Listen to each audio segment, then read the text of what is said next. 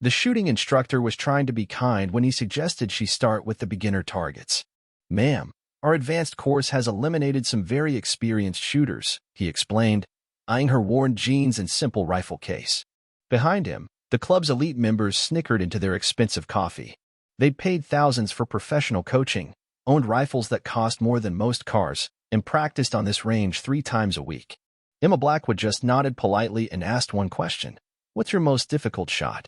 She was about to show them the difference between practicing for sport and hunting to survive. Emma had driven 4 hours from the mountains in her father's old pickup truck.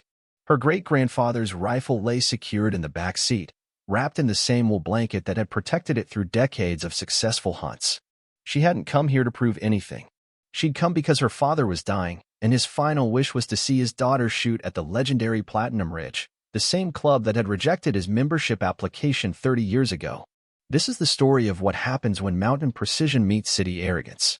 If you believe that real skill doesn't need expensive packaging, hit that like button and subscribe, because Emma Blackwood is about to teach these elite shooters a lesson their money can't buy. Emma Blackwood stood in the marble-floored lobby of Platinum Ridge Shooting Club, feeling like she'd stepped into another world. Crystal chandeliers hung from vaulted ceilings, and oil paintings of famous hunters lined the walls. Her father had told her stories about this place during their hunting trips, how he'd been rejected for membership 30 years ago for not meeting their social standards. Now Emma carried the same rifle her father had been denied the chance to use here. It was a weathered Winchester Model 70, passed down through 4 generations of Blackwood hunters. The stock bore scratches and dents from countless wilderness expeditions, where every shot mattered and second chances didn't exist. The shooting instructor, Michael Patterson, reviewed her temporary day pass with obvious skepticism. She'd paid the $200 fee without flinching, though it represented a significant portion of her monthly income as a park ranger. Behind him, several club members and designers shooting gear paused their conversation to observe the newcomer. When Michael suggested starting with beginner targets, his tone was respectful but clearly based on assumptions about her experience. Emma understood his caution, but the snickering from nearby members stung. She recognized the type: men in expensive tactical gear who spent more on accessories than her father made in 6 months. One member, a tall man with silver hair named Harrison Blackmore, gestured toward Emma while speaking to his companions. She caught fragments about tourists and weekend warriors disrupting their practice sessions. Another member made a comment that drew laughter from the group. When Emma asked about their most difficult shot, Michael's expression shifted. He explained the Platinum Challenge, an 800-yard shot through varying terrain, designed to test every aspect of marksmanship skill. Only 12 people had completed it in 5 years, all seasoned competitive shooters with extensive training. Emma asked if she could attempt the Platinum Challenge. The silence was immediate and complete. Harrison stepped forward, his expression condescending. He explained that the challenge wasn't just difficult, it was dangerous for inexperienced shooters. Insurance liability required demonstrated competency first. Emma opened her rifle case with deliberate care. Her great-grandfather's Winchester emerged, the walnut stock glowing with decades of maintenance. Compared to the high-tech firearms surrounding her, it looked like an antique. The club members' amusement was now open. One made a comment about museum pieces, while Harrison examined her rifle with disdainful curiosity. He noted the simple scope and worn finish with obvious disapproval. This rifle might work for hunting deer, he explained, but precision shooting required modern technology.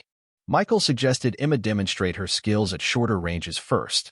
She agreed, sensing the club members settling in to watch what they expected to be entertaining failure.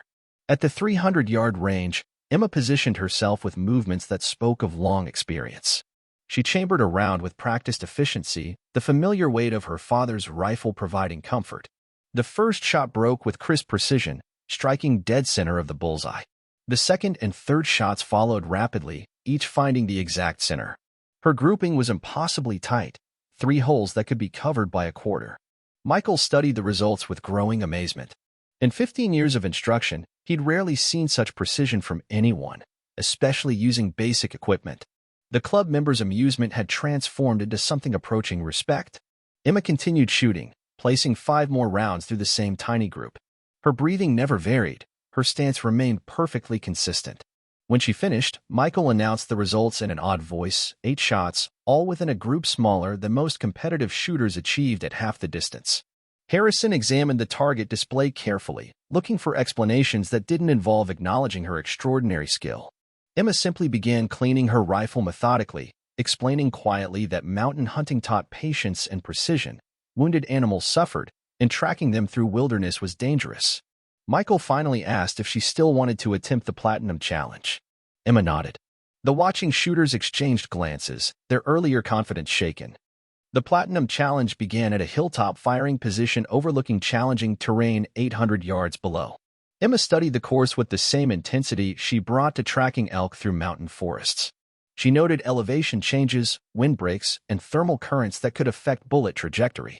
The target was a steel plate exactly 10 inches in diameter, positioned where crosswinds created unpredictable challenges.